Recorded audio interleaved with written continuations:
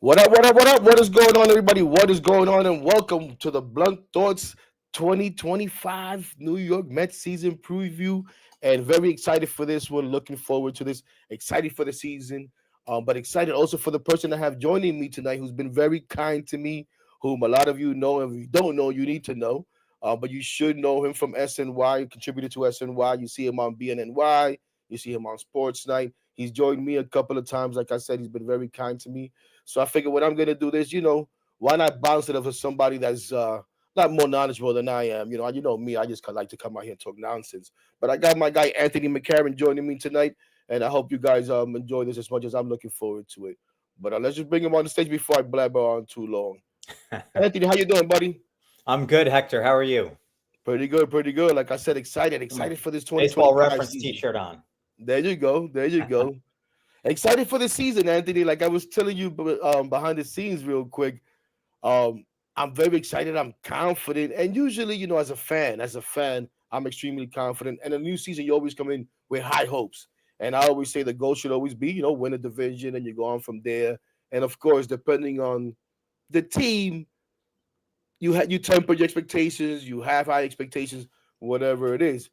But for whatever reason, I feel very good about this team to the point where I'm a little bit uneasy about how good I feel about it. I really am. But yeah, how about yourself? I think it's a big year, Hector, for them, and I'm really excited to see what goes on. I mean, look, first of all, the addition of Juan Soto, seeing him, I had an opportunity, not that I see every Yankee game or anything like that, last year to watch him on an almost daily basis. As a player in pinstripes was tremendous, and Met fans will be enjoying that this year because it really is a spectacle. Each at bat is a work of art with this guy, and so for them to add him, you know, uh, apart from all the rivalry stuff that I know is baked into it, for him to be on the Mets and getting a chance to see him go to the plate every day is a treat, and it's something that I know Met fans are going to be focused on and really get into through the course of the season. And the team is really, really good. And so they've got a real chance to make some serious noise. Absolutely. And you're a little bit different than I was in that I think last season was probably the least that I watched of the Yankees because Juan Soto was on the Yankees. And it hurt me so much, Anthony, because it's a player that I've wanted for so long. Like, I would go to games when they played the Nationals, and I would always make it, whether he was in left field or right field, mostly right field. And I would take a picture, and it was like, yeah, one day I'm going to take this picture. You're going to be in a Mets uniform because I wanted this guy since 2019. I'm like, no, when he becomes available, that's the guy I want the Mets to go get. Well, Hector, what are you nuts? No, no, get ready for that. That's the move you need to be ready to make. So when he goes to the Yankees, I'm like, oh my goodness, that's it. All my dreams are over. There's no way. I was victim to that. The whole Yankee mystique, and listen, my age, I've lived through it. And I'm like, there's no way we're gonna get the guy now. And I can't stand to watch him in a Yankee uniform. So I barely watch any Yankee games at all. So we're a little bit different there, but no, definitely excited and pleasantly surprised because even throughout the off season, and I got a little bit of heat for it, but hey, Steve Cohen said the same thing in that he was also feeling that like it wasn't going to happen. Right. I was like, man, this is not going to happen. What were your thoughts throughout the offseason as it was going on and they were pursuing him? As we're going to look ahead, but we're going to look back a little bit with a little offseason, touch up, if you will. Well, as it continued to go on during the winter, to me, that meant that it was more and more wide open and that the teams that were involved, any of them had a shot. Because I think that, if he were really dead set on going back to the Yankees, that would have been something that they probably could have wrapped up earlier. So I think the longer it went on, it gave hope to every other fan base out there. And look, I mean, the Mets did a great job. Look, they obviously, opened the vault as well, which you have to do with a player of this caliber. But at the end of the day, they got the player, and that's all that matters. And this guy he's a different free agent because he was so much younger, and the skill set is so incredible. He's going to be around in Queens for a long, long time. I mean, it really is. Whoever's team you think it is right now, it's Juan Soto's team going forward for a long, long time here. There's all sorts of things that come with that, including his incredible brilliance. So I'm just, I can't wait for this to get going, for him to see what he can do as a Met and to see how they all sort of form around him as a lineup, as an offense, and as a team. Absolutely. And you know what? No, I'll leave that for later. But yeah, just the impact that he can have. I mean, we saw the impact that he had on the Yankees, so I'm looking forward to see the impact that he's going to have on the Mets. And the one benefit from him going to the Yankees, I think that we're going to have is I don't see much of an adjustment period for him. Right? I think he'll be able to come here and blend right in. New Oh, York is no not going to be a doubt. culture shock to him, and we see that he's someone that rises up to the occasion, anyways. Absolutely. So I would so not be surprised if he hits a home run on opening day. Oh no, I'm Yeah. pretty much like booking that, and both opening days, Anthony, both in Right. Houston tomorrow and when they come back to City Field for sure. I think that's like a no brainer in my mind. I'm almost expecting it. Um, but yeah, so when we look, and again, I don't want to go too much on it, but just the off season overall, obviously Juan Soto's the big name. You bring back Ryan Stanek. You add AJ Minter, the trade for Jose Siri, um, the signing of Clay Holmes, and so on and so forth. When you put all of this together, if we were to give the offseason a grade real quick before we move on to looking into 2025, I myself give it a A. I give it an A. And the only reason that I'm not giving it an A plus, Anthony, and it's kind of as I'm saying it, I'm thinking a little hypocritical. But the only reason why I'm not giving it an A plus is maybe because of the pitching, right? And the Right. starting rotation, because you didn't go get that ace on paper, which will I have an ace for everybody, but that ace on paper or whatever you want to say. But for me, I can't. When the hypocrisy comes in is for a long time, forever, I've been saying I don't like long term deals for starting pitching. I Right. don't. If I'm gonna go get a starting pitching, yeah, 3, 5 years at most, depending on your age. So when I see the David Stern's philosophy, I'm like, wait a minute, we think alike, so I can't really chew this guy up when Right. he's doing something that I've been talking about doing, all the time. At the same time, you do wonder if eventually will he depart from that a little bit. If there has to be someone out there like a Juan Soto. I don't think Juan Soto is David Stern's favorite contract per se when it comes to terms and all that good stuff and even the money. But you got to do what you got to do sometimes. And I'm sure there'd be a picture here and there where maybe he does that and maybe he hasn't found it yet. But yeah, that's the only reason why I give him an A. What would your grade be for the offseason, Anthony? Yeah, my grade is an A also, Hector, and most of it is because of Soto. You let you, to me, David Stearns has done a really good job as the leading the Mets front office in getting pitching, and maybe it's not the kind of pitching that you say like, yeah, this is great, Frankie Montas. I'm so into it, but he has sort of built a little bit of a track record anyway so far in his tenure. So I kind of give him the benefit of the doubt there. The one thing that I would throw out as a suggestion for them, and I said it during the winter as well, just, like if you spend all this money on Juan Soto, like why not bulletproof the team as much as possible and make one of those long-term pitcher signings for one of the big free agents, because you knew that you were losing guys and you needed to add to the rotation. And look, you're right, and David Stearns is right about long-term pitching contracts. They're generally bad business. But here's the thing: the Mets have won the World Series exactly twice in their entire history. You mean to tell me that a 7-year contract for Corbin Burns? Now, I know it's not a guarantee, but if you buy Corbin Burns or you buy Max Fried the same offseason that you get Juan Soto, you're taking a rip at a World Series, year 1, year 2, whatever. And then whatever happens in that contract is fine. It may hurt. It may make the accountant's eyes bleed when they look at the bottom line, all that sort of stuff. But the goal is the World Series to me. Like that's there's been a lot of talk around the Mets over the Cohen stewardship about sustainable success. Right. Yes, that's great, but you Right. got to win the World Series within that sustainable success as well. And, you know, Maybe Corbin Burns comes in, you sign him for 7 years. He has 2 phenomenal years. You win the World Series one year, you lose the World Series the next year, and then he gets hurt and the contract looks bad, but you still bank that World Series. You know what I mean? That's the one thing that I thought about their offseason. Like, gee, I wonder if they thought about doing that.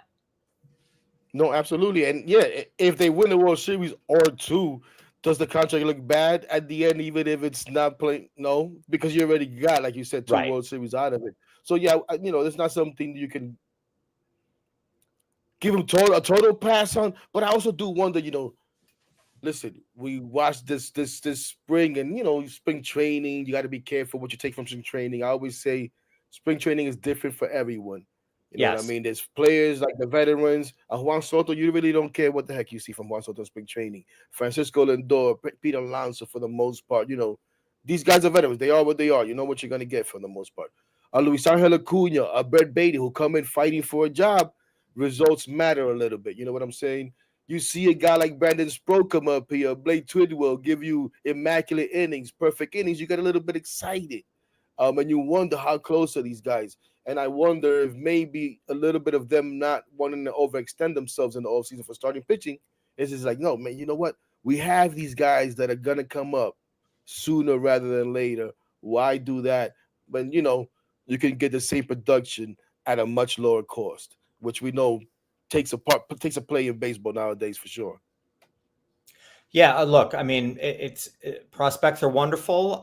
They get hurt also. They fail Yeah, also. If you are banking on building your team's rotation out of your farm system, it's probably going to be rocky. Not that you're not going to get a great pitcher out of it either, but it's not as easy as that. Just like, look, I mean, I'm the one who brought up signing a long-term pitcher. Those guys go south too. I mean, the one pitching contract ever that it's probably the greatest free agent contract ever is Max Scherzer and the Nationals, because right. he was incredible. They won, and everybody walked away happy with that deal. That doesn't happen nearly often enough for GMs and owners. So I get the hesitation there.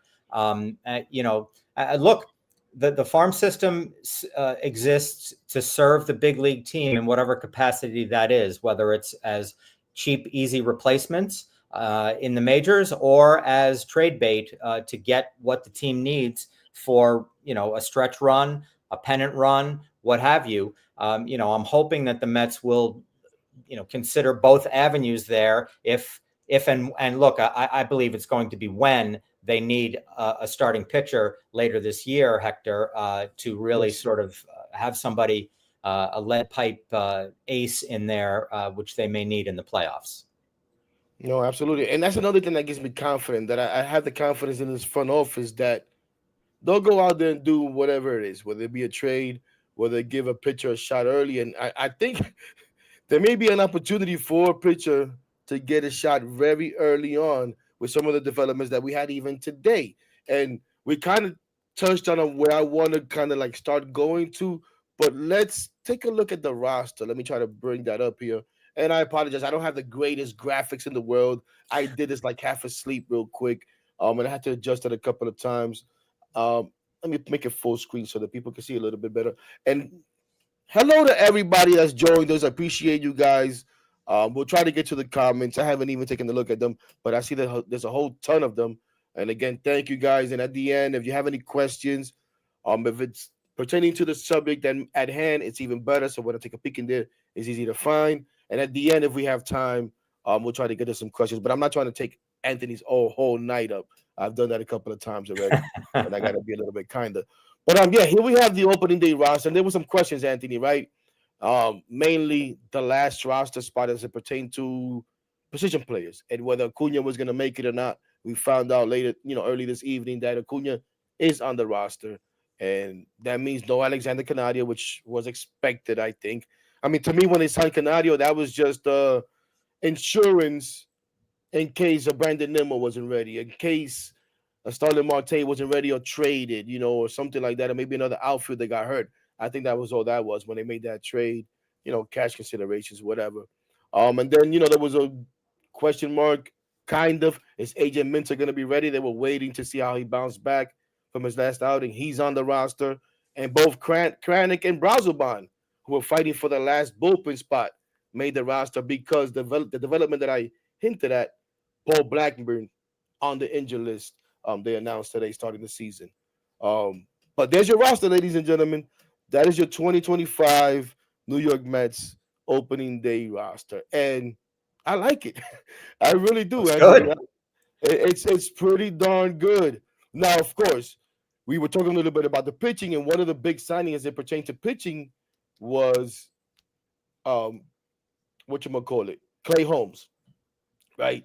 And what are we going to get out of Clay Holmes? Who's Clay Holmes? Is he going to be able to make this transition? Um, is he going to burn out?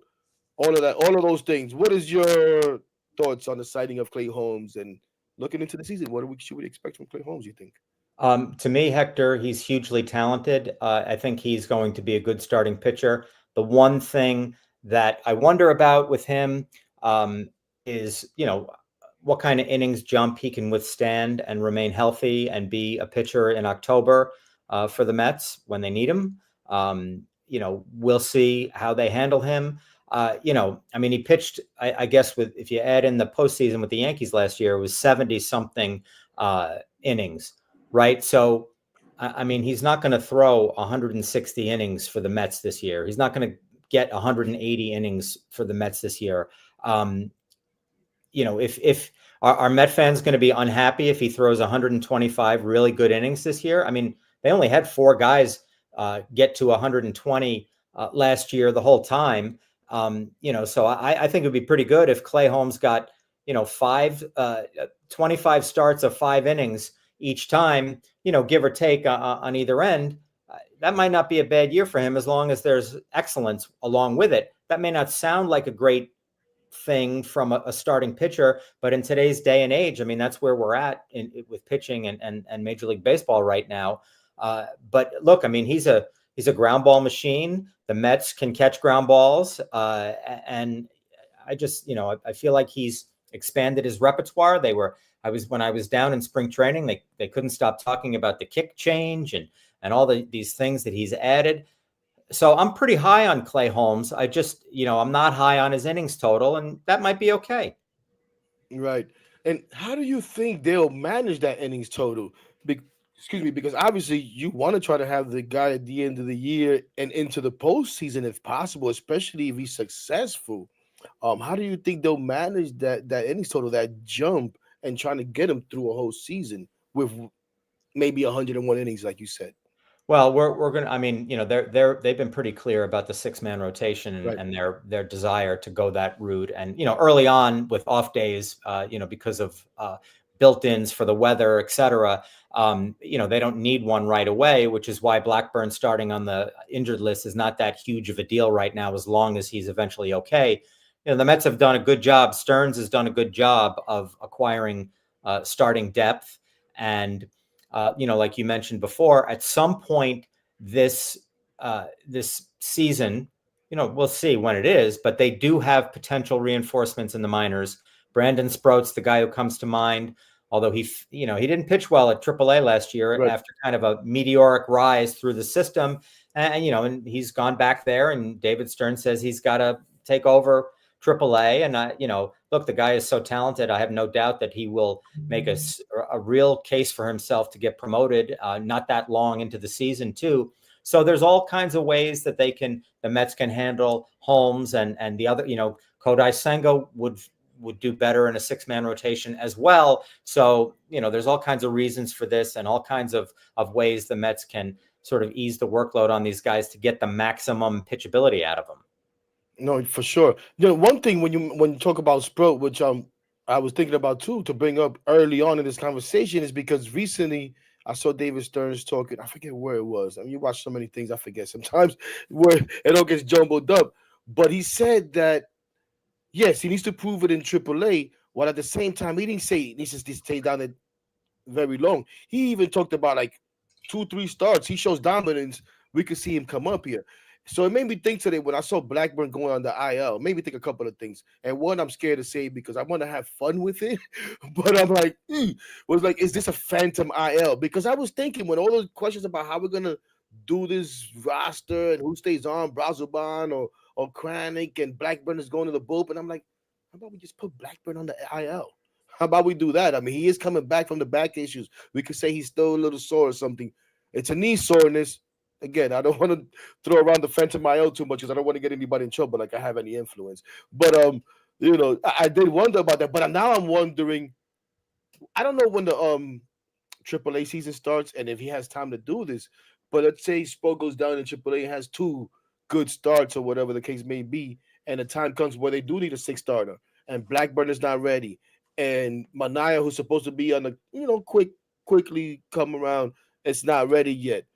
Do we see a call up of a Brandon Sproat that early in the season, or do you think they'll wait a little bit longer on later on into the season? I mean, to Or me, it maybe makes maybe like a spot call up. Make one or two right. starts. Just because He'll he go comes back up down. doesn't right. Just because he comes up doesn't mean he has to stay up Right. either. If they don't feel like his development Yes. has reached its apex, and look, that's the thing about the opening day And roster maybe too. even Like, a numbers game, Anthony, right? Maybe he doesn't fit in the numbers. The guys are right, ready. You're the young guy. Go down there, develop a little bit better. Thank you for the 2 stars you gave us or whatever. I don't know. right. And look, I mean, all that stuff, including the opening day roster. I know everybody, we're so excited about opening day that we sort of Yeah. attach all this incredible importance to being on the opening day roster. It's one day out of Right. what is the big league season, 180, I think, or whatever, however many days it is. Right. Um, and it's subject to change immediately. Yes. So, And David like, Church has made a point to tell us that over and over again yes, too. yes. So the guys who are on it now, you know, some of them might not get a week, and that is what it is. It's the day in the life of a Major League Baseball team.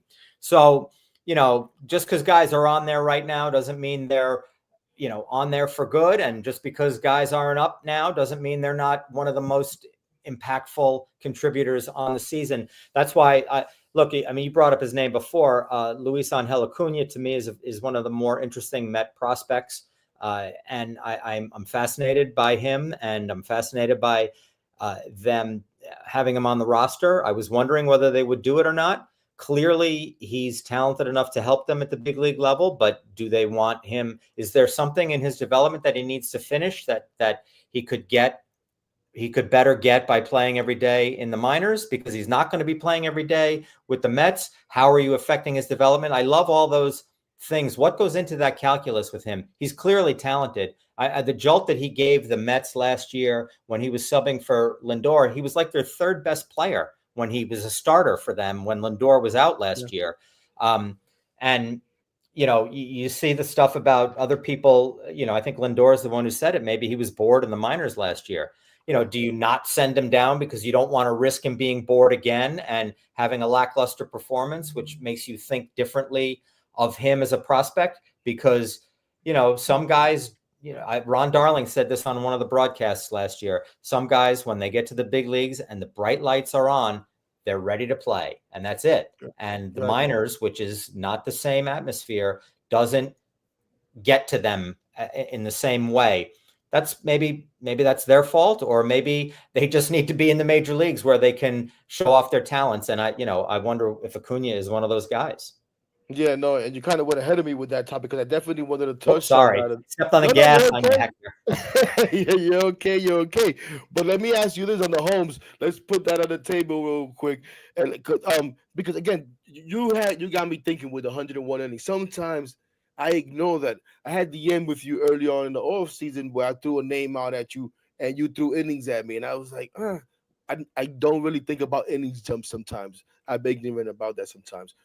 So again, I'm thinking about how we're gonna get Clay Holmes, whom I'm in love with from what I've seen in spring training so far. I am in love with it. To the end of the season. And I wondered, can we expect for them to shut him down maybe at a point throughout the season for a couple of weeks, a week or two, skip a 4 start or two here or there to give him time to recuperate and again to try to elongate his season as much as possible for those 101 innings. Right. Or is there going to be a series of 4 inning starts for him? Even if he's pitching great, he comes out of the game. All those things could be in Those drive me play. crazy. Yeah, all those things could be in I almost play. rather shut down Anthony than 4 inning starts. Yeah, I almost rather say, you know what, we're gonna skip him. He's doing just perfectly fine. We're gonna go crazy because that's what we do, and we don't believe anything. But we just want, then the 4 innings drives me crazy. The more guys you bring out there, blow games. But yeah, that's yeah, you're probably right. They'll probably do something like that too. Yeah, Um, right. Anything is on the table when it comes to managing pitchers. I mean, they all break at some point, it seems like nowadays. And, you have to, it's a war of attrition to manage a pitching staff. So you've got to use every single weapon at your disposal to keep them going as long as possible and as pitching as well as possible. no, for sure. Now the other guy, let me see as I look it on here. Well, there's a obviously the health with Senga is very important. The health for Senk is very important. So we're gonna hope that he's healthy. And if he is, we all think he can be, the guy that we thought was gonna be our ace last season, but never was able to make it onto the field, except for that one phenomenal 5 innings. Was it against the Tantalizing start. against the Braves, and then that one postseason start, and then the other one not so much. So we'll see what happens with Senga and his health. But two guys, one Griffin Canning, what do you think we can expect from a Griffin Canning who, when you look at the numbers, who the few times I saw pop up with the Angels was like, oh my gosh, well, how is this guy even in the league? But now Right. I watch him in spring, and I don't know what the heck this pitching lab, the combination, they keep telling us the pitching lab is not just a room and machines, it's everything, the whole operations, the analytics, it's Jeremy Hefner, it's the assistant coaches, that coach, it's the development in the minors, it is the lab itself. But man, again, I love what I see from Griffin Canning, and his stuff looks nasty. Now he may not have a kick change or whatever the heck they're calling it for Holmes, but his changeup just seems to just drop off the plate, almost like a ghost fork type thing. Like, and I'm just impressed, and I'm excited. I'm uncomfortable with how excited I am. With this team, but I'm excited from what I've seen, and obviously it's spring training, it's tempered, but the stuff looks good. What are Yeah, your the thoughts Mets. on Canning? Well, Hector, the Mets now have a reputation as being one of the clubs that will make pitchers better when they get into the organization, and that is something that I wonder if David Stearns and his lieutenants kind of identified something with Canning that they knew that they could help with. And I saw one of his starts in spring, and I thought he looked really good. And I know the numbers weren't pretty in his in early part of his career, but he's pitched well enough to earn this opportunity. And now I'm very interested to see what's going to happen here. I mean, is he going to be this sort of emerging guy for the Mets? I mean, it's certainly fun to think about, and he's certainly a talented guy. And maybe this is a great match for him and for the club. We got to see it on the field first in real games, of course, where there's no, double A kid, and a 4A guy, and then another double A kid sort of lurking in the bottom of a lineup, as you see sometimes during spring training, that he can just, blow through. And it's not like facing, the Braves lineup or something like that. So, we'll see with Griffin Canning. But look, I mean, Stearns, we talked about this earlier. He deserves the benefit of the doubt on pitching. He has built a little bit of a track record here, and it's worked. Absolutely. And when people say, yeah, he's built a track record, and not just with the Mets, obviously, he's only been here one season. People say, oh, he thinks he's going to do it again. He got lucky one year. Well, no, this is his resume. I was, before last season, I was like, I don't care. The things are going to work here in New York. You got to show me. You got to prove it. Well, he made it work. He made it Right. work. Last season, I was questioning everything. Last season, see, that's what I mean. Spring training doesn't matter, but some things, you overreact or whatever. I'm an emotional fan. I wear my emotions on my sleeve. There were times if people could look back at my post, the people that are good at that stuff, where I was killing Severino. I was excited about Severino. I liked how He he was swung. great last year. Yeah, but in spring training, he did had a couple of rough outings. Sure. I'm like, oh my gosh, there's low risk. Here we go, and he was phenomenal. Manaya, Quintana, even throughout the year, when the trip in London, Oh my gosh! I hope Manaya never saw that. Thank God he didn't see that before I met him in Central Park. He would have never spoke to him or spoke to me because I'm like, what do we got these two clowns over there representing us in the coastal pond? We couldn't do any better than that, and they turned out to be great. You know what I'm saying? So again, now these guys maybe look good right now, and they'll turn out to be horrible, but at least they look good. I said this to a couple of people. The good thing is that Clay Holmes, who's making the transition, has had good success so that he feels good and he's confident going into the season instead of questioning himself. Right. That stuff plays. Confidence plays. We saw it with Mark Vientos last year. You know what I mean? Now, I saw somebody that I don't know who it was. Shout out to my guy Quays who's helping out behind the scenes, and he popped up a comment that somebody said 15 wins for Griffin Canning. I mean, listen, That'd be we're reaching nice. there. I said 15 for Clay Holmes. Oh, my guy Ortiz, how you doing? I said 15 for Clay Holmes the other day, and people were like, "Are you nuts? Guys don't get those kind of wins nowadays." And you're telling me 15 for Canning? I mean, come on, that would be great though. That would be beyond nice. That would be great. Now before we move on from the rotation, the other guy, as I alluded to, that I throughout the offseason quickly bothered Anthony on his private time to ask him about was David Peterson. I am very excited about David Peterson, Anthony, and I have high hopes for David Peterson, and I have high expectations for David Peterson, and I am challenging David Peterson to step up and be that ace of this pitching staff that we're looking for. I'm gonna be honest with you. I know we could throw Sean Manaea at me, my guy Sean Manaea, and I expect Sean Manaea to have a good year and be an anchor for this rotation.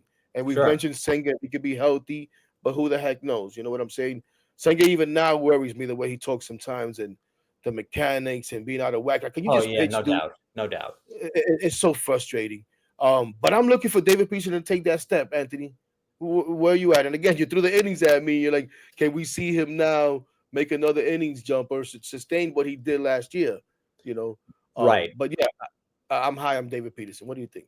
I am too. Very talented. I don't have I'm the with Cindy on that. Sorry. oh they I don't have the uh, innings number. I think it was one. I think he had 120 last year. Gosh. I mean, do you believe that he gets to 150 this year, to 160, 170? That's that would be huge for the Mets. And look, he really, you always look for these moments in guys' careers where they struggle for a little bit. They look good, they look bad, they look good, they look bad, but it's nothing where they've grabbed onto something and really soared. And last year, David Peterson had that moment and had that time where he was terrific for most of the year, and then he was a huge factor in the postseason for them in a different role. And it was very, very impressive what he did. And so you are 100% within your rights, Hector, to dream big on David Peterson off of last season. We will see what the workload turns into. Hopefully it is 150, 160, 170. That would be huge for the Mets. I don't know if they would let him, have that much of a jump year to year, because sometimes that can be a red flag. In terms of maintaining health and all those sort of things. But we'll see. But look, he pitched great this spring. Everything is coming up Peterson so far.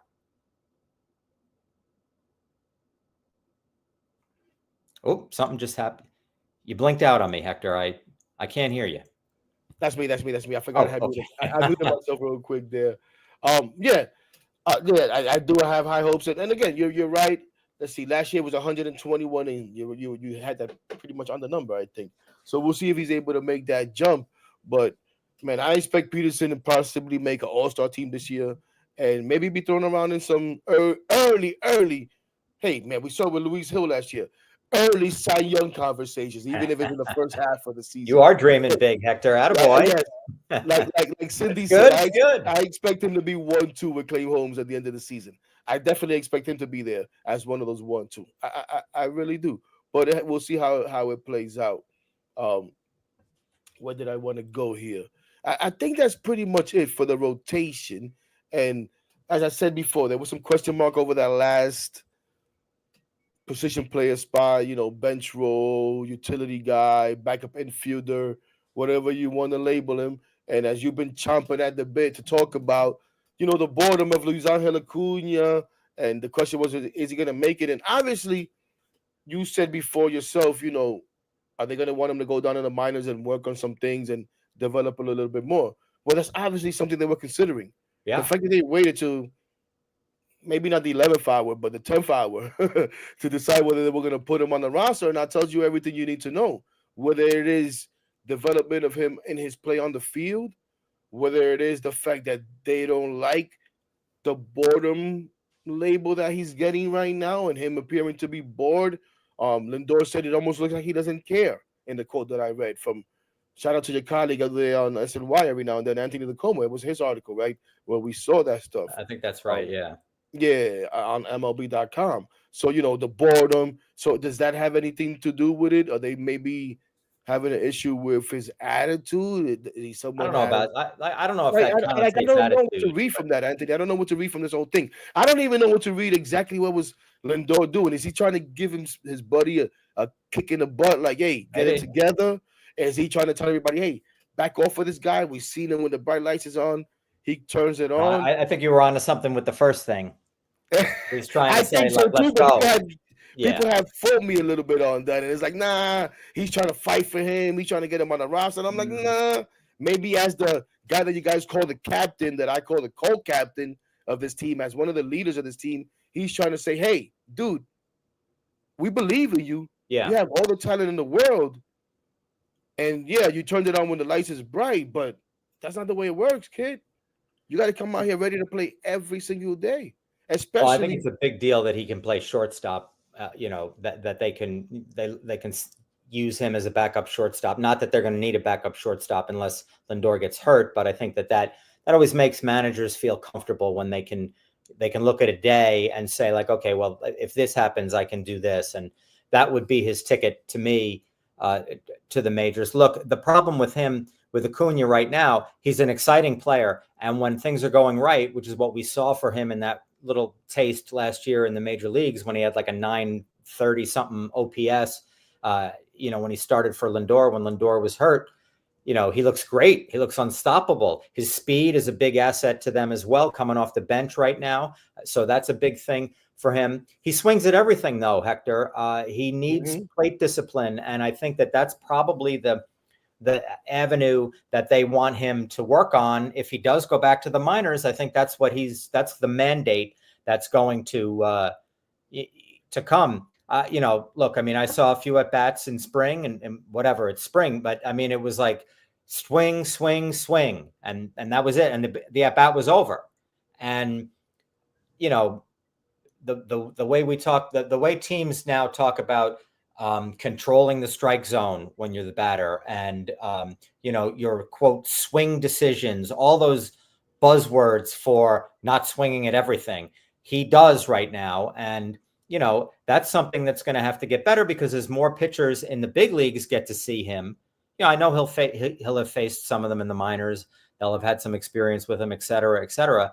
But the big league guys will be able to figure out where his holes are quickly. And then, unless he can do something about that and make them throw pitches that he can handle, then, he will be challenged in the major leagues. And ultimately that may be, I'm not saying it's going to happen, but ultimately that may be what sends him down. I mean, there's a whole dynamic working there too. If Brett Beatty doesn't do well and has to go away again, then Acuna will stay in the majors for sure. So there's a couple of things going on. No, for sure. For me, I mean, I came into the off season, and I'm a big Jeff McNeil fan, but you hear all the screams, and you wonder, is this a better team without Jeff McNeil? Is it a better team with an Acuna? And obviously, you're kind of excited with the 2 weeks that he gave us last year in place of Lindor. When our season was in the balance, where people say, you know what, that's it. It's been a great run, but there's no way they're gonna sustain this. This guy's been Superman, and now he's out. How are they gonna continue it? And this kid comes up, and we don't skip a beat. We Yeah, do hit a not lot of skip a beat. rockets, running all over the place, making Yeah, plays. It's yeah. great. So I come into the offseason, I'm like, you know what? Go out there and win the job. Go out there and win the jobs. So I've been a little disappointed in the way he's come into spring training, and not to me not winning the job. And then there was an opportunity when Jeff McNeil gets hurt to go out there and win the job again for sure. Because now that there's really an opening, and he got a little bit better. But at the same time, Brett Beatty was just an unstoppable force this spring. I I don't mean, know if anything could he stop Brett won Beatty. he took advantage of the McNeil injury and the opportunity that presented. Beatty did, which speaks Absolutely. very well of him because, as we know, Hector, he's had some shots at the majors and he hasn't stuck yet. And he's a first round pick, highly touted. Has a great, like, maybe he has an advantage because he's a left-handed hitter, but boy, he has such a pretty swing that you kind of like want, like, oh yeah, that swing, I love it. It just hasn't put up as many numbers as he needs to stay in the majors. But look, they said, you gotta hit, you gotta learn how to play second, and he's done that. Like, I was amazed when I was in Port St. Lucie for a few days and I got to see him play second in person. I was amazed at how comfortable he looked, and that's to his credit as well. He's going to have to prove that he can hit, at the big league level during the big league season, because we've seen him rake in spring training before. We've seen him then get sent down to Syracuse, and you're on social media, and all of a sudden, the video pops up from Syracuse, and it's Brett Beatty hitting a 470-foot homer. Wow, amazing in the April cold, and in Syracuse, this is great. But he hasn't been consistent in the majors and has not, grabbed a chance by the throat and held on to it. Is this the time that he does it? At the very least, what you can say about him is that he's put himself in position to do it. And, good for him. But show us during the regular 162 game schedule, or however much of that you get to chomp on, with a chance here. Yep, and again, Anthony, you went right into my next topic, which was going to be Brett Beatty, and has he figured it out? I know that. But before we go on to that, just on the Acuna thing, real quick. Obviously, they're here because of Jeff McNeil, and my question to you before I move on from that, but then I'm thinking about something else, because as things have developed in the offseason, I was like, you know what, Brett Beatty might be the best option to make this team.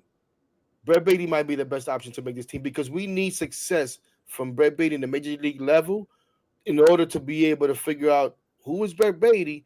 And in my opinion, Anthony, I don't think Brett Beatty's long for the Mets. I don't think he has that much of a long-term future. I don't think he's, in my opinion, I don't think he's in the future plans of the Mets. I think maybe Acuna might be more in their plans, although Acuna may be the guy they have to move, as we were talking about earlier, to go get a pitcher throughout the season, because that's the guy that everyone wants. But now if Brett Beatty has some major league success, maybe he changes that around, and maybe you can use him in a package with a lesser guy in the minors and stuff like that. That's just, we could get into that late, in the future. But that was my thinking as the offseason is going on. But one last thing on Acuna real quick is, what do you – I mean, I think it's I don't think it's a rhetorical question. Like, what does he have to do to actually stay on this team now that he's made the opening day roster? And obviously it's be productive. But here's what I've wondered, Anthony. We're going to put him up here.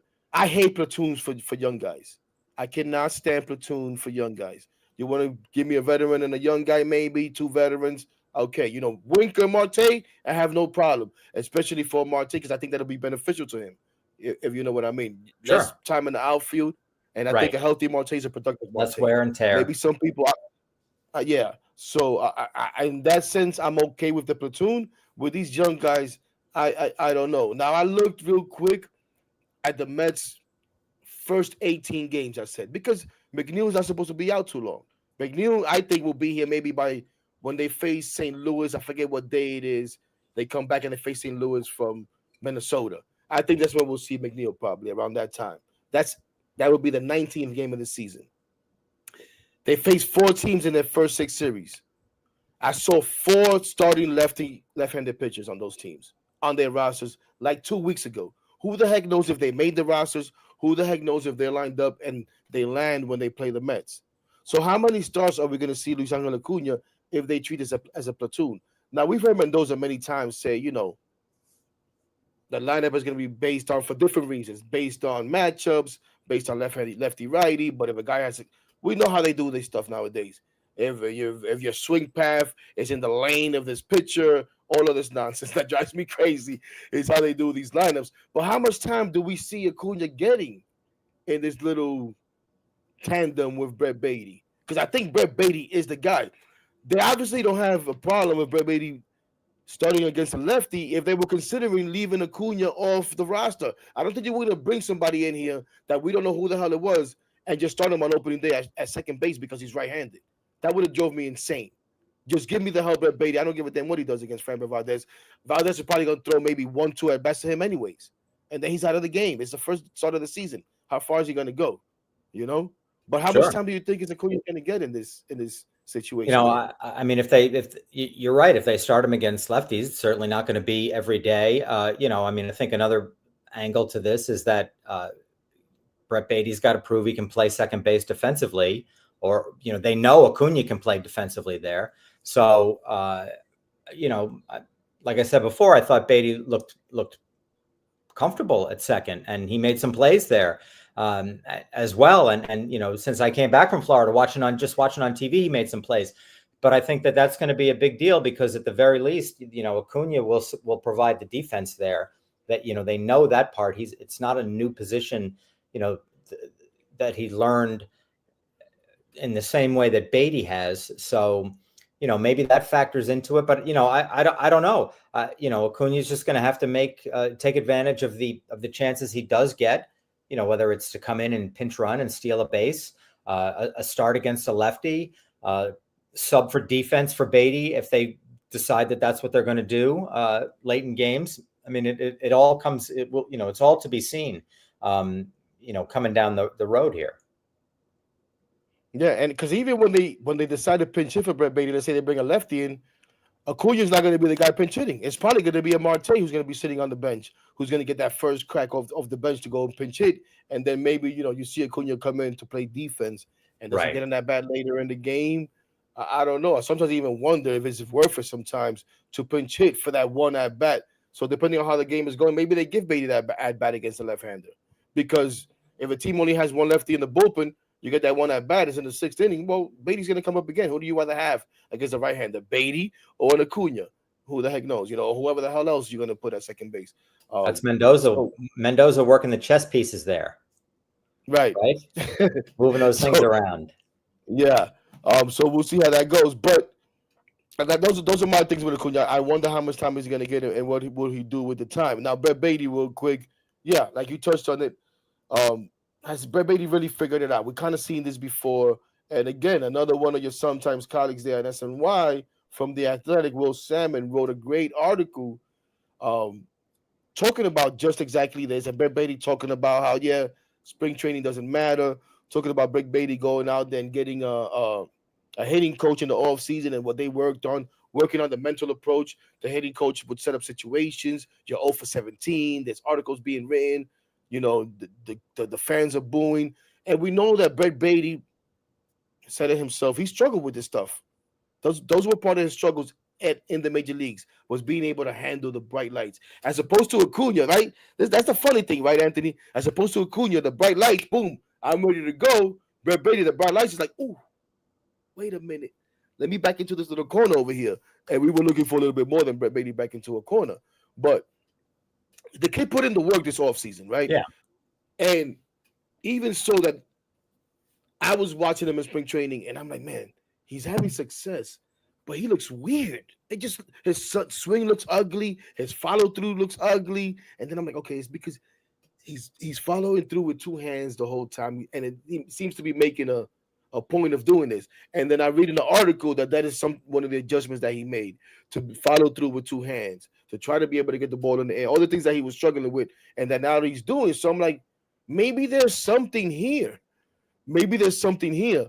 And you're seeing him now play with more confidence. Again, we saw Vientos when he got confidence, the way that he took off. That stuff plays. I think that stuff matters. He is now going to be in a much better lineup where, let's be honest, we were bringing these kids up and looking for them to be saviors and asking them to come up here and have no struggles right away and be superstars. And they might have not been ready at that time. They might not have really been ready to do that. Now, Brett Beatty's not going to be looked at like that when you're being surrounded by Francisco Lindor, Juan Soto, the new Brandon Nimmo, and much improved Mark Vientos, who's ahead of him. But like, I think the lineup is going to help him to have success, and I'm actually excited for the kid. And I've ruled him out. I said get him out of here. But the other thing for me that's very important is Anthony. Listen, when he got sent down last year, I think he had a little bit of a tough time maybe for a week, and then he was killing it again. And we were seeing these highlights every day, and I was like, who the hell cares? He couldn't do it here. So what? He's a quad A player, whatever, you know. But so what does that mean? Are you gonna eventually release a guy like Beatty? No, you want to get something out of him, even if that's a trade. And for me, he has nothing to prove at the AAA level. He has to prove it at the major league level to Right. get his value up, so that we're able to trade him. And again, Will Salmon and the Athletic talking to some scouts, and the scout said exactly that. We need to see it from Brett Beatty at the major league level. There's nothing he could show us at AAA. Right. So Yeah. Oh, yeah, I for think this sure. is very important. Now, this is dangerous because if he crashes and burns right now, then that's pretty much it. But I don't know. I feel good about what the kid has done. Well, look, this is, I'm going to quote the often repeated thing about development, player development. It's not a straight line for every player.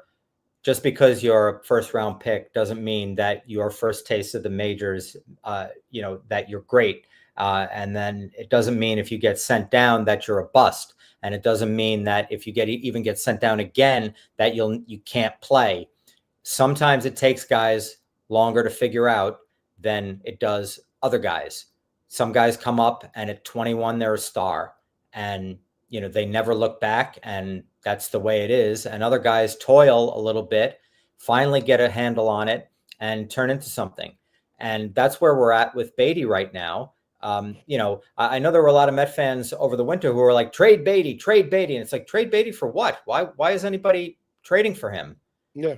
They're not trading you anything significant for a guy who then they have to believe that they could turn into something where the Mets couldn't do it and his natural talent couldn't do it. So this is like, to me, he's almost, he needs to prove it, as we've both been saying, on the major league level, but he's almost in the right place at the right time for his career. Like, yeah. It hasn't gone swimmingly for him in the big leagues, but now he's got a chance to rewrite that script, and we'll see what he does with it.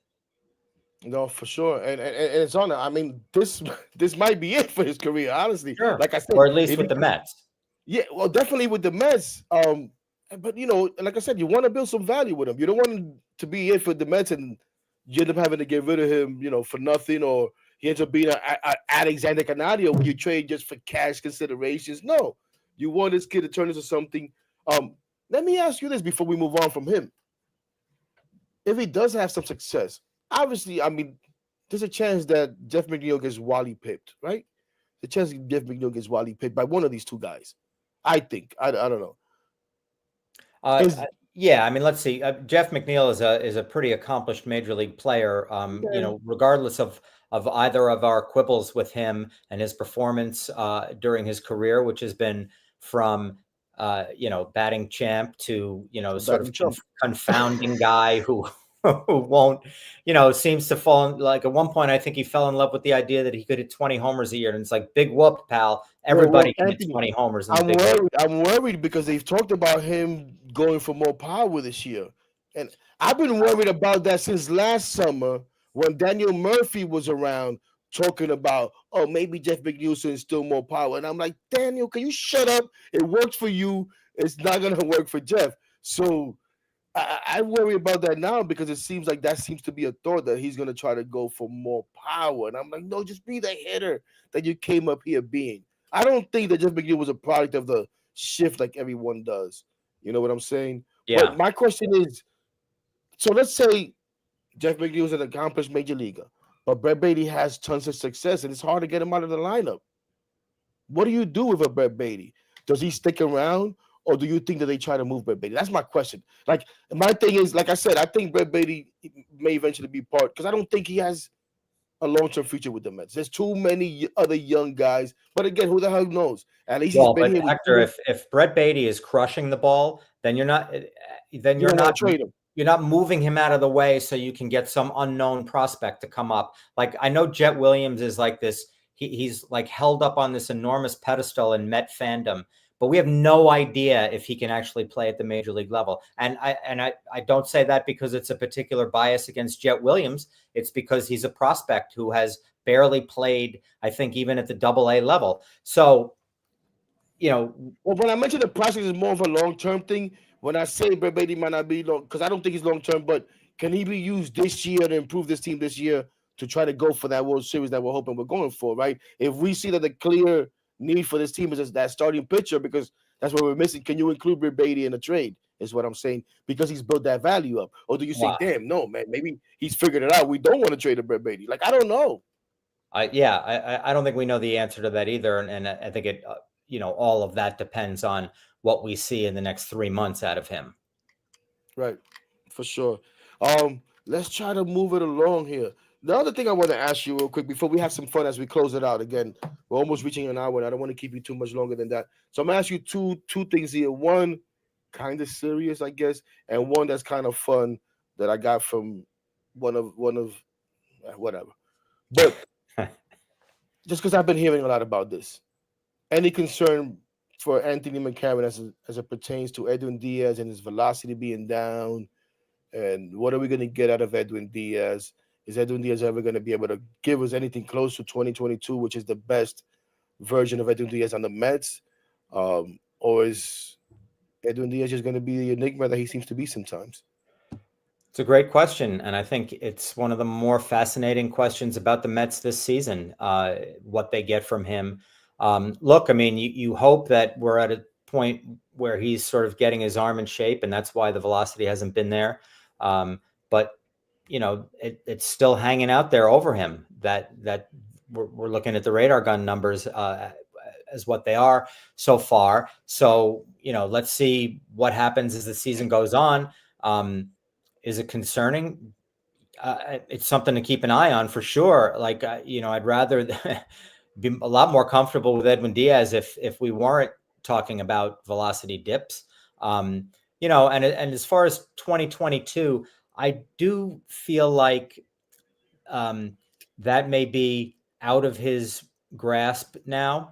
And I don't say that. I say that more because it was such an incredible season by him.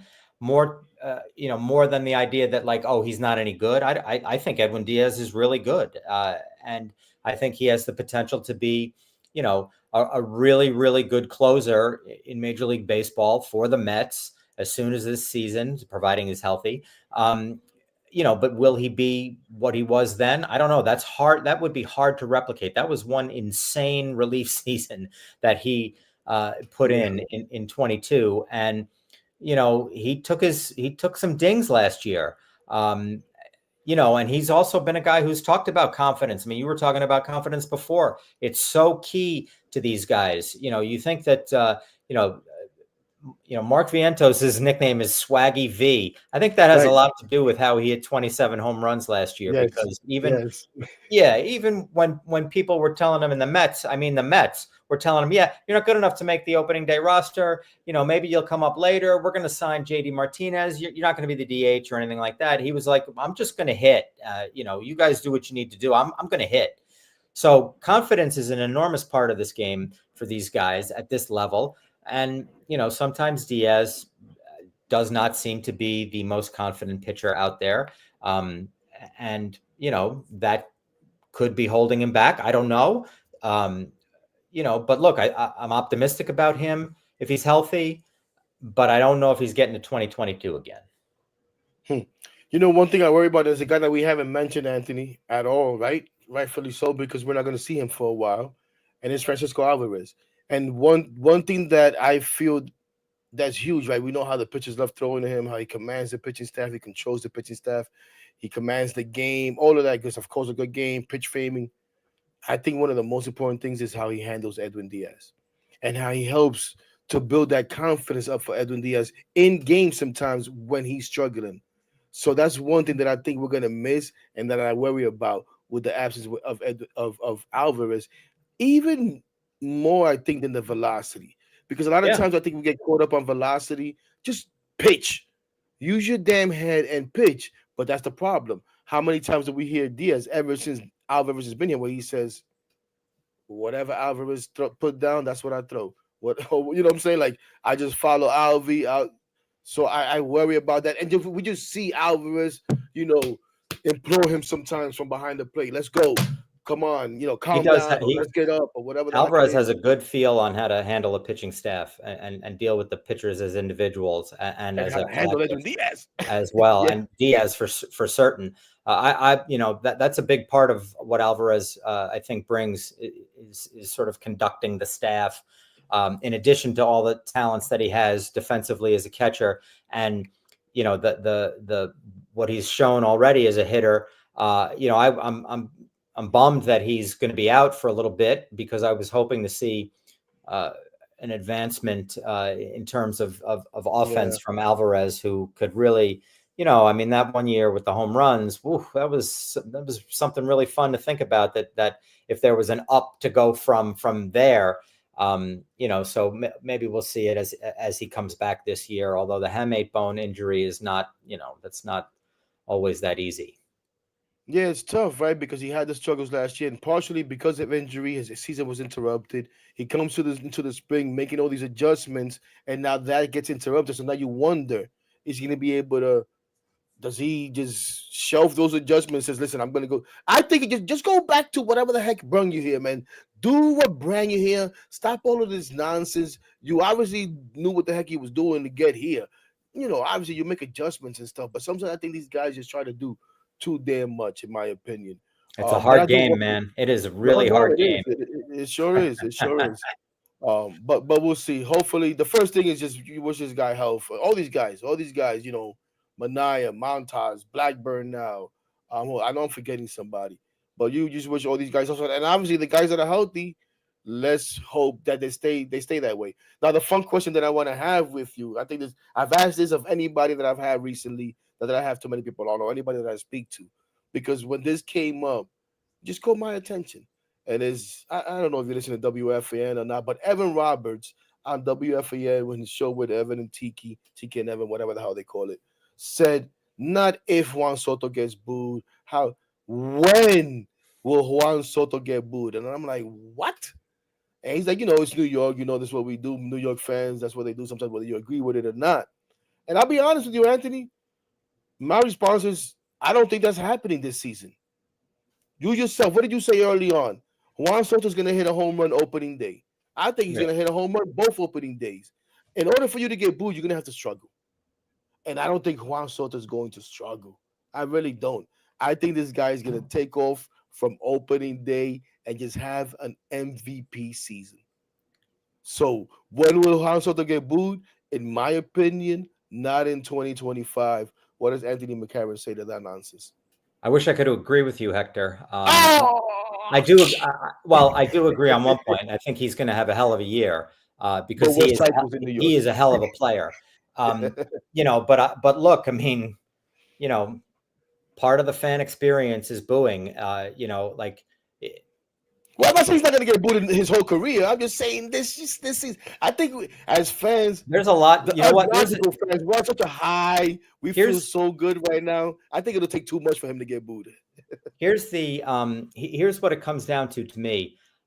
Last year, you tell me if you agree with this, but last year was a real feel good season for the Mets. Kind of like, Well, it turned out a to be. little. At first, it was a. Well, you're right. Well, yeah. I'm talking about where it got to eventually. Yes, Uh, yes, yes, absolutely. and I think kind of a pleasant surprise for a lot of people that they got as far as they did, and they played great. They earned every moment there. They were truly remarkable and a great team, and the vibe that they created was great. But they ain't sneaking up on anybody this year, Hector. No, you're right There, about this that. is not this is not a feel good story this year with this team. They are under enormous pressure because they just destroyed the free agent market, the free agent contract power structure with the money that they gave Juan Soto. They're going to feel the pressure. He's going to feel the pressure. I'm not saying he's going to wilt under it or that the Mets will wilt under it, but there is more pressure on them now by light years than there was last year. They got 2 games off the mighty Dodgers in the NLCS. They got to the baseball's final 4. So, You mean to tell me if the Mets are 20-24 at some point in May or June, whenever that would be, and The whole team's getting booed. Juan Soto's batting 260, and he comes up, the Phillies are in town, and he comes up with the bases loaded in the ninth inning and gets blown away by whoever their closer is. You mean to tell me that Met fans are going to be applauding that? No chance. No. That in that case he would get booed. What I'm trying to tell you, Anthony, is I don't think that's going to happen Well, because he's I going just to put fail. I this mean, up. I've had this baseball up is for a a game of while. repeated failure. Even Juan No, Soto. no. Of course. But I don't think there'll be 20-24 and he'll have that at bat that you're talking about. I think this team has embraced the expectations that we have as fans, that they themselves have, Oh, that absolutely. baseball is going to put on them, that the critics are going to put on them, that you guys are going to be screaming on BNNY, that I'm going to be screaming on here with my 5 viewers about, this and this and that. But I think they're ready to embrace that. You talk about the swag with Vientos, the swag that now Juan Soto's bringing, the swag that now Brandon Nimmo seems to have. I don't know where he got the swag from, but Brandon Nimmo seems to have a swag now. Oh yeah, well that was a little So bit of nice, little bit of fan service by Nimmo. I thought, talking about the second team, and they're not going to be the second team. I think he knew yeah, that but hey, fans would love to hear he knows that, what we want to hear. and good for him. Yeah, he knows what we want to hear. Yeah, As opposed to Lindor, who tried to downplay it, who still, even though Lindor had I don't even know what to call it, but both Lindor and the fans grew last year in their relationship, right? yeah. And I think there's genuine love there on both sides now. But I still think he's I still mean, if you a don't little love timid. Francisco Lindor as a Met fan, what are you doing? I Yeah, mean, he's a truly great yeah, I player. know. He's going to go. He's going to the Hall of Fame. There, he's a Hall of Fame player, and he's playing at the top of his game. Like you need to be in love with Lindor at this point. I mean, I don't even think that's a point of debate. No, I agree with you. But I just again, I don't think this team is gonna struggle as much. And maybe listen again, I told you, I'm uneasy with the way that I feel about this team this year, but I feel very good about them. I think they're ready. I think they're ready to take on the expectations and take on the challenges. I think they know that they're not gonna sneak up on anyone and people are gonna try to come after them. And I feel good about how they'll be able to handle that. Let's see. What we're gonna wrap it up here with two things, Anthony. And again, I'm not the greatest with the graphics or anything like that. I tell everybody this is the most bootleg show you're gonna watch, but it's gonna be the realest show you're gonna watch because that's all I know how to do is be real. And I thank you for being a part of it. You know what? I take that back. This show, this episode is not bootleg because we have someone like Anthony McCarron on. He's bringing this up a little I bit. love the But phrase bootleg. Are you kidding me? when I'm by myself, it's definitely a bootleg. But we share a mutual friend, colleague for you, Fred. I think you guys probably friendly. I Love probably Sal. use the word friend. I use the word friend loosely, but he tells me no, we're friends, and I love Sal too. And he plays with the zip projections, and they call them what is it, slip projections. He I'm calls gonna his, call his mine, his are slips. yeah, I'm gonna call mine my Alicata blunt projections. projection system. Yeah, I'm gonna call them my blunt projections, and I'm not putting all the projection system and all of that. And there's no scientific anything to this. This is just gut feeling, looking at zips and saying zips, screw you. And of course, as I'm gonna reference them, it goes lost on me. I'm going, oh man, I gotta try to find this stuff again. There we go. Um, but I got my blunt projections, and oops, that's not it. What the hell is it? There we go. This is the blunt projections. And if you look at them, they're some of them. The only one that I kept the way that they had them, I think, was Francisco Lindor. I like what they have for Francisco Lindor: 290, 27 home run, 93 RBI, and I just went with the numbers that mean something to me: average home run and RBI, OPS, all of that good stuff, whatever. Not that it's not important, but just these numbers. And we're going to start with Brandon Nimmo, if I can find him here. Because again, this thing kind of moved on me. But they have Brandon Nimmo for a 250 average, 18 home run, and 71 RBI.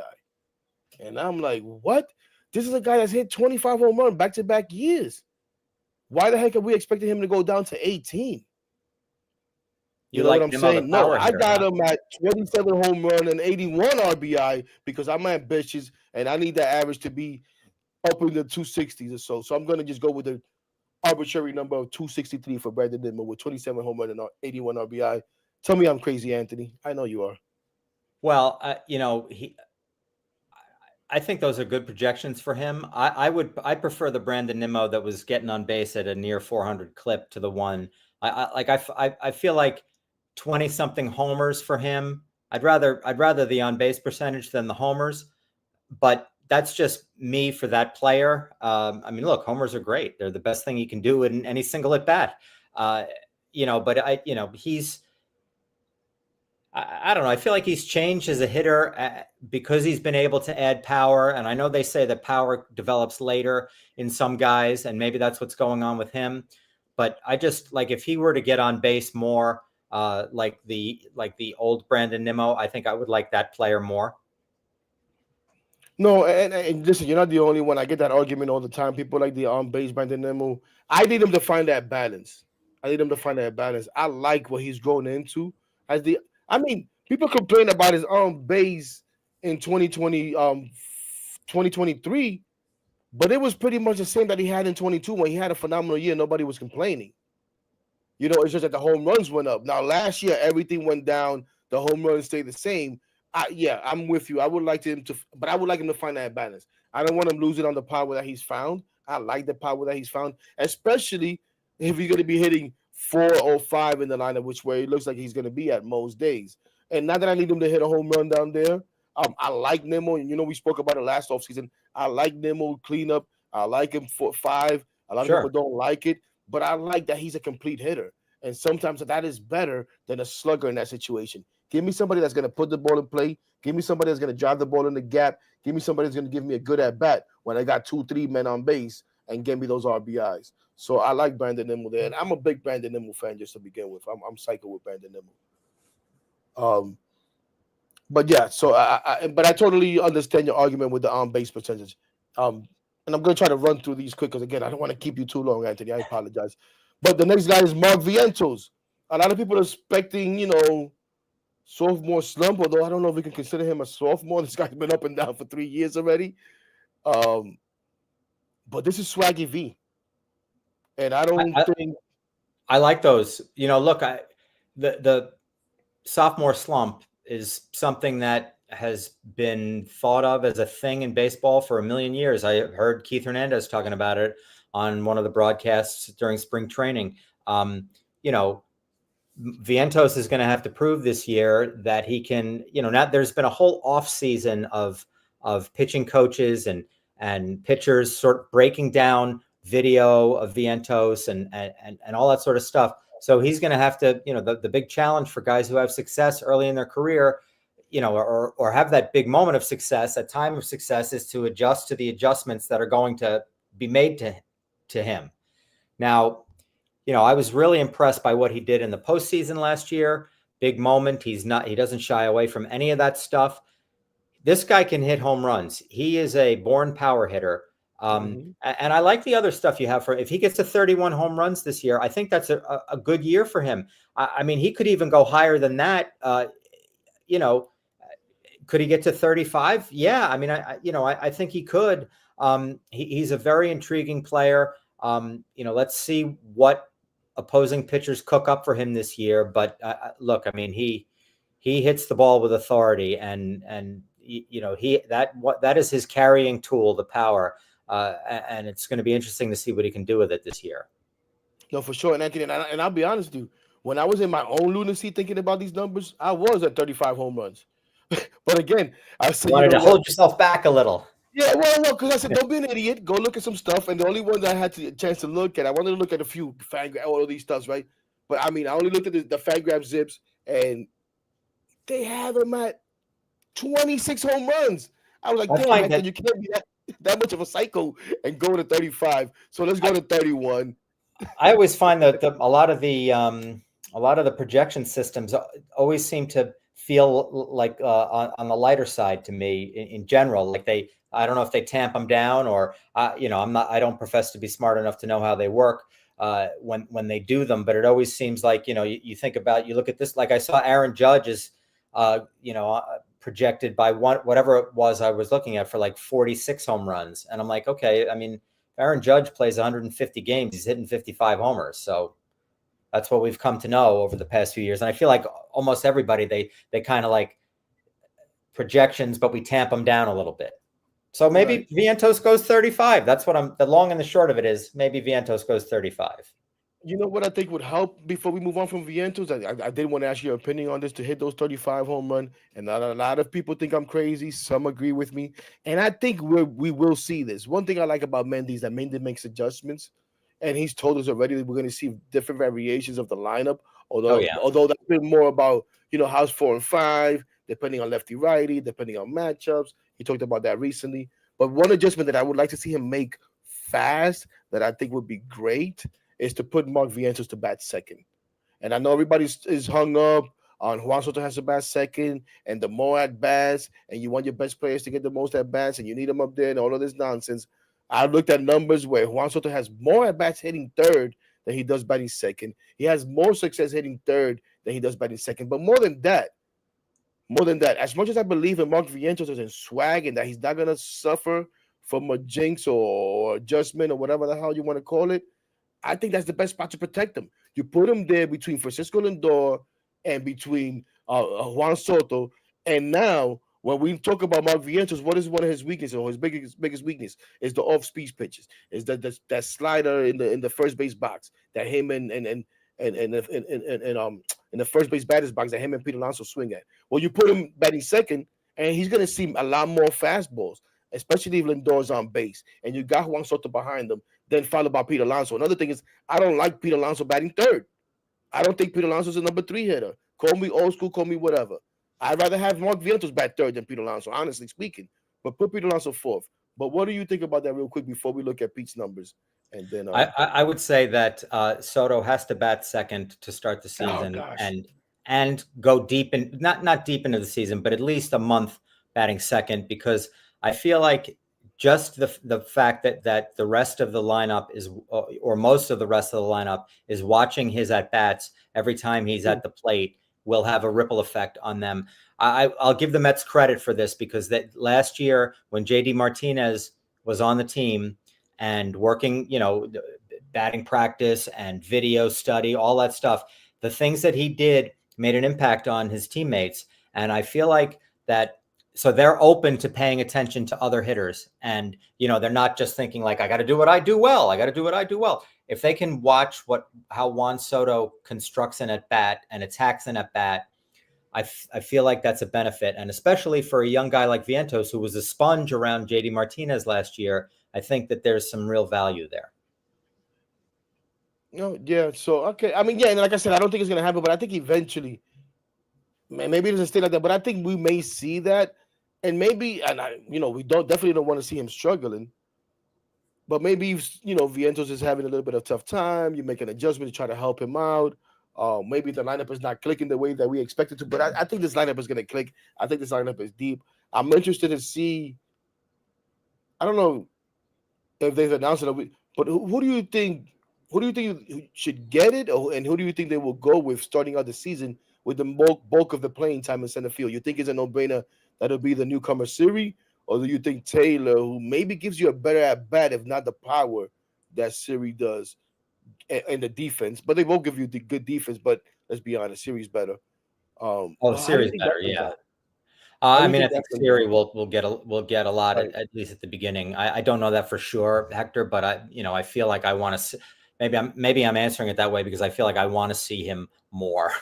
Because I haven't gotten to And I think we watch will. him on a daily basis. I think we will. Quickly, the last two, because I already said Lindor. I pretty much took the numbers that they had. I think those are good. I don't. And one thing I keep cautioning fans: let's not expect superhero stuff from Lindor again. I don't think he could duplicate what he did last year. Just be steady, be good. Hopefully, get off to a better start. But I think these are solid numbers for him. But for Pete, we need Pete to have a big year. I need Pete to make it hard for the Mets to let him walk when he opts out. I need maybe they consider maybe an extension. I don't know. And I saw you talk on BNNY last year where you may have seen Pete's replacement in Ryan Clifford. Well, let Ryan Clifford sit in the minors a little bit longer, as Pete, gets another, a little 3 year extension or whatever. But these are the Right. numbers I got for Pete: 250, 47 home run, 123 RBI. I mean, Zips got him at 242, 32 home run, 100 RBI. Screw you, Zips. Pete is gonna battle for MVP. He might lose to Juan Soto, but he's gonna battle for MVP this year. What do you I, think about Pete's my ambitious well, numbers for Pete? yeah, I mean, I like the especially the home runs. I don't know if he'll get to 47. That's a lot of home runs. But I do think It he'll is. hit at least 40. I think that he had a bad year last year, and I think that I think that now he has some data on how to handle the contract and the business part of baseball a little more than he did in the past. Certainly going into last year and looming free agency. So I feel like he'll be able to handle that part of it a little bit better, and that'll add up to more home runs from him.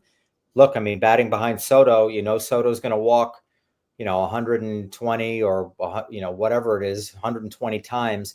There's going to be plenty of RBI opportunity there. I see no reason why he can't get 110 and above for Alonso. So I love the. I mean, I think Pete would take that year. I think any Met fan would take that year. For sure.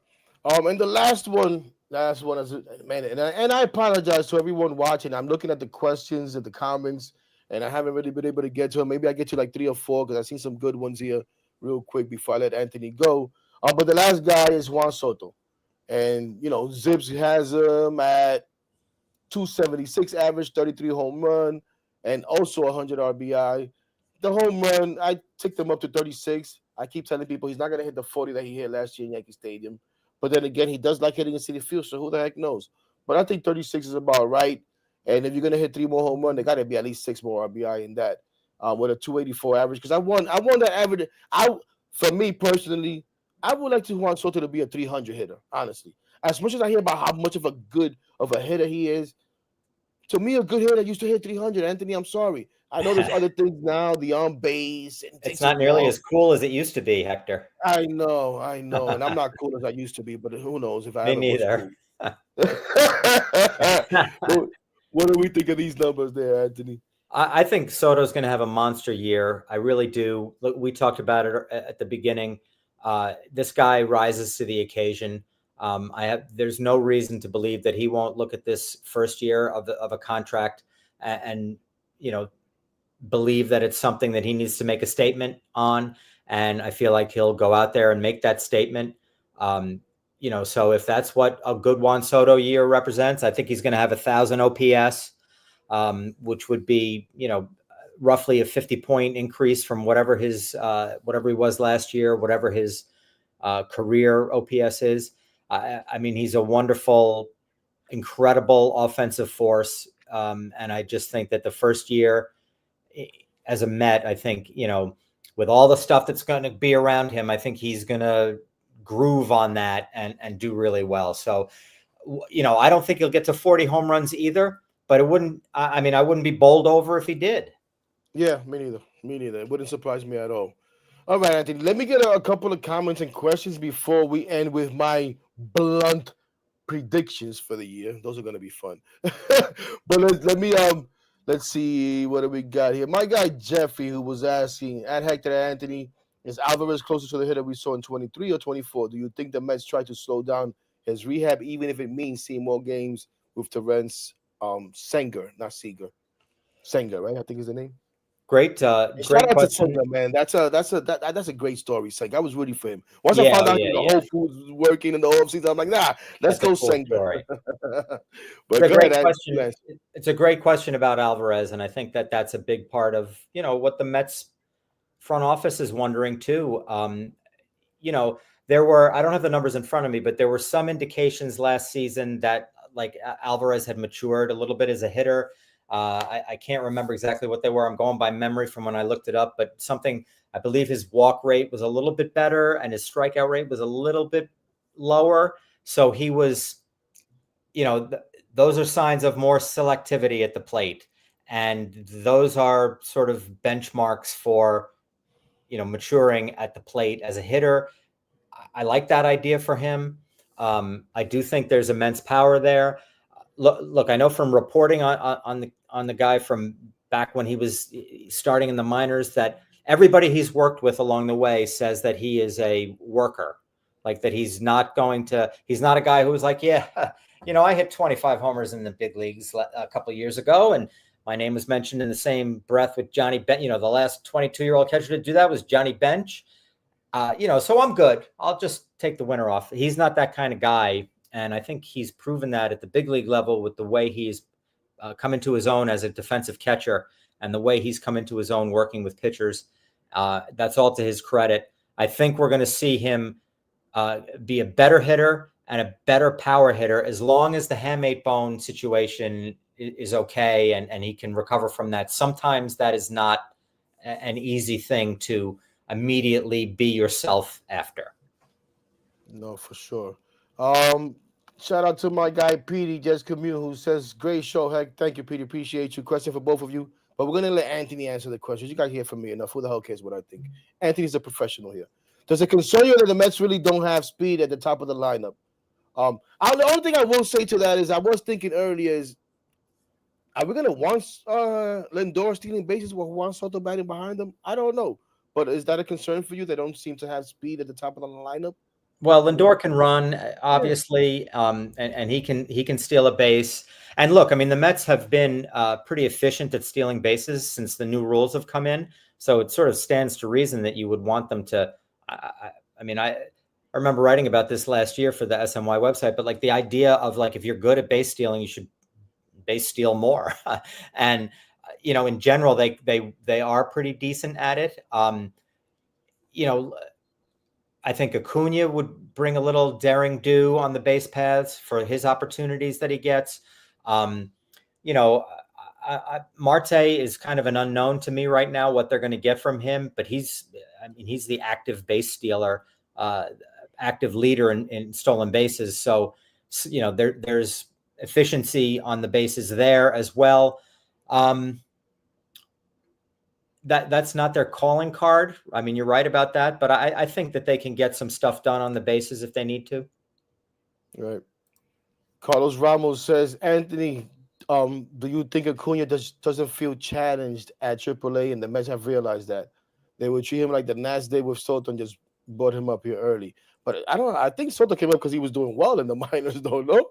And there was injury too when he came up. There was some injury, and he just never went back down.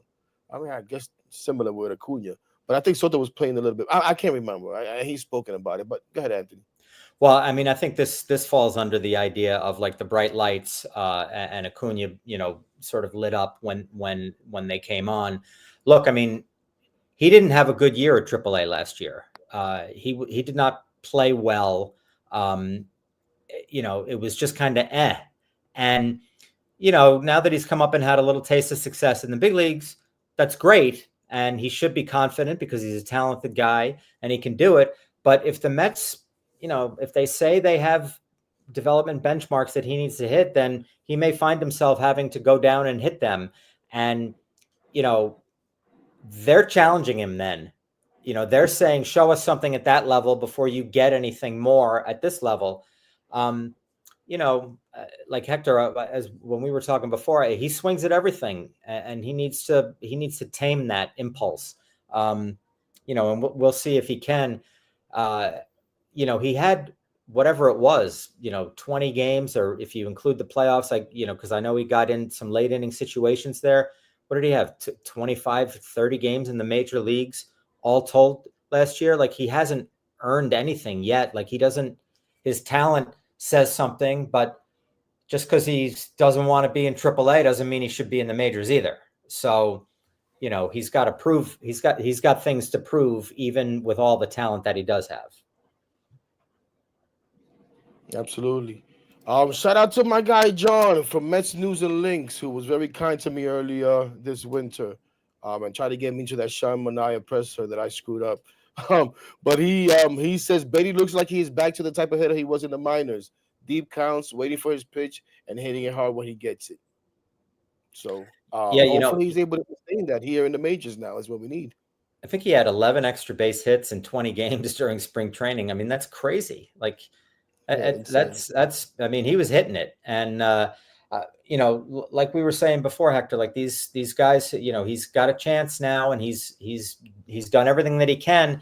He just has to do it now that the calendar has flipped to the regular season. For sure. I think. Let me see. Oh gosh, did I just lose it? Stefan Singh with a sentiment here that I think a lot of Met fans have, if not all. I trade the cash majority of these prospects for Sandy, and he means Sandy Alcantara, whom everybody has their eyes on, is hopefully a trade target for the Mets later on in the season. He's a real ace, and at some point, this team needs to have a real ace. What are your thoughts about that? You think the Mets? I mean, he's obviously got to be a target, right? But would the I Mets mean, have what it takes? Would the Marlins want him traded? Like, we've seen the Mets and the Marlins trade before, so I don't think that'll sure. be an issue. Sure. Look, I mean, he would be great in blue and orange. And the Mets do have some very interesting prospects. I feel like there's a portion of the fan base, and I say this a lot, that like holds those prospects so dear. I'm glad to see that there are some people on here who don't, but are like, no, we couldn't possibly trade him for this guy or this guy for anyone, including Alcantara or any of these pitchers. Dylan Cease, no, thank you, not for guy who hasn't gotten past Double A yet. Look, they're commodities, the way that all players are in baseball, and you use them to make the big league team better. Alcantara would be phenomenal and fascinating as a Met. Would the Marlins trade someone at that level to a division rival? I don't know. I mean, that's that could be tough, but let's see. I mean, I can't wait till the I don't want to speed up time because I want to go through the whole baseball season. But the trade Right. deadline in the Mets will be fascinating. It sure will. It sure will. Let's see if we do one or two more here. I think a lot of people feel this way. I definitely feel this way. Don't trust the pitching staff, but I trust the turns. What an oxymoron. For sure it is. For Well, you sure it is. nailed it, And Joel. then, yeah, he did. He sure did. He sure did. Let's see. I thought I saw one more good one, but now I can't find it. Okay, Anthony. So the last thing I want to do, I want to throw out some blunt predictions at you, and I didn't get to do all that I wanted, so just a few there because, like I said, I was running out of time, and that's the wrong one. And this is the one here, and one I already threw at you. I think David Peterson will graduate into being the ace of the staff. I think David Peterson could mess around and make an All-Star team this year. My other blood prediction for since we talked about that, we'll just brush that one by. But my other, unless you want to touch on David Peterson and that, but I think we already kind of kicked that around, no? My other blood prediction is that I believe the Mets are going to finally not only have Francisco Lindor make an All-Star team as a New York Met, but have more than 4 All-Star selections. As again, I Mm. can't spell and put selections, whatever the hell those are, but that meant selections. I think the Mets will have at least 4 All-Star selections. Francisco Lindor, I just said maybe a David Peterson. Juan Soto's probably a given. You know what I'm saying? Maybe a Mark Sure. Vientos, Brandon Nimmo. But I think Or if I think Alonso's the going to Mets are hit going to have the kind 47 of bombs, he might be on there too. yes, and our guy Peter Alonso could be a returnee, and hopefully not this time because they want him to, participate in the home run derby Yeah. that drove everybody crazy Yeah. last year. The other one is I think the Mets are going to win the NL East. I think the Mets are going to win the NL East. I have them at 94 wins. I don't know if that's what it's going to take. I'd go out there and do whatever it takes, but I got them at least at 94 wins and NL East winners. I think I saw you on BNNY pick. Who was it? The Braves. You did have a lot of picks, a few picks. I think that I was gonna bring that stuff up here. Like I'm like Anthony, you're killing me, man. You're killing me. But what did you? I think you had the Braves or the Phillies. Who was it? um, I If think you even remember, who the hell cares? I think I had the Phillies winning. Look, I thought to be honest with you, Hector, I have the Mets finishing third in the division, but I do have them making the playoffs. okay, okay. Well, I forget where I It's a was. Somebody difficult had me. division. No, it sure is. It sure is. Yeah. I'm just extremely confident and overconfident. The other one is I think Soto will be the MVP. I think he's gonna have that kind of year. I think he's gonna have that kind of impact. And if this team does what I think it's gonna do and go make a playoff and win an NL East and win a World Series in 2025, because Old. I know the Dodgers are loaded, but how many repeat champs do you get? We haven't seen that since who was the last time back-to-back champs? Well, it was the Red The Sox, right? Yankees. But the The Yankees Yan- last back-to-back. the 98 to 2000 Yankees are the last back-to-back Okay, champ. so there you go. Um, It's been a long you just time. don't see that. It's hard to come back and win a back-to-back World Series. So we're gonna have a new World Series champion this year, and why not be the New York Mets? And those are your blunt predictions. I don't know. What do you think about those last two? Well, Soto is certainly an MVP candidate. There's no question about that, and that is definitely possible. I got the Mets winning 89 games and finishing third in the division, but making the wild card, and then I have them losing in the NLCS again to the Dodgers. I think that they'll get over the hump to get to the Final Four, based in part on what they do at the trade deadline, hopefully adding a pitcher. And and then they'll take their shot against the Dodgers. Look, I don't think the Dodgers can be beaten this year. But you're right; it's awfully hard to repeat. So we'll see. But I think the Mets are going to have a great year. They're going to be wildly entertaining. We're going to be hanging on every pitch until late October, and that's all you can ask for from a baseball season. No, for sure. And I see a couple of guys bring those back up, Craze. I saw Carlos had 97 wins, win the division by 5 games, I think it was. Give me your predictions real quick, guys. Give me your win totals. I think everybody's going to be high on the win totals and high on the Mets winning the World Series. But let me get some of that. Let me get some LGMs or some LFGMs before we get out of here. And Anthony, man, I want to thank you so much. I hope you enjoyed this as much as I did. I did, Hector. I could have done it by myself, but it's no fun. It's no fun. And like I said, we did last year sort of, and we did a little bit different where we did it in one of those Twitter spaces. And I know a lot of the guys in here, they kind of prefer that because they get to talk to you and stuff like that. But I've kind of backed off of the spaces, so I want to bring those back. And if I do bring those back, maybe we could do one of those throughout the year. Maybe you could pop in. I don't know. Who the heck knows if we're doing like a post-game and stuff like that. But I've always enjoyed talking to you, Anthony. Always appreciate your time. And like I said, I owe you a beverage or something. Sal's supposed to be my buddy, and he doesn't help me as much as you have helped me. I love to have fun with Sal.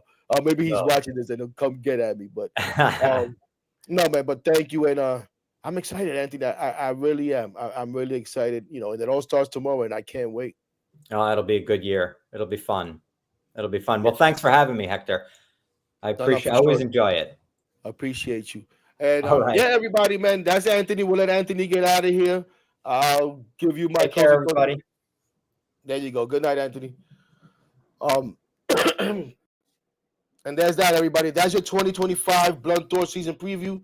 Thanks again to our guest Anthony McCarron. Whoa, what the hell am I doing? I saw his name on the screen here. Thank you to you guys, man. Again, I apologize. Wasn't able to get to as much comments and maybe questions that I would have liked to. It gets a little tough when you have a guest and you're trying to bring different things up on the screen. I'm trying to look at the comments, and when I look at the comments, there's so many of them, it's hard to even focus. But like always, we do appreciate you guys. We appreciate the support. We appreciate the participation, and we look forward to continuing this throughout the year. As you may or may not know, we have a live watch-along plan for tomorrow. It's scheduled to start, I think it's 30 minutes before first pitch. We may get started a little bit earlier.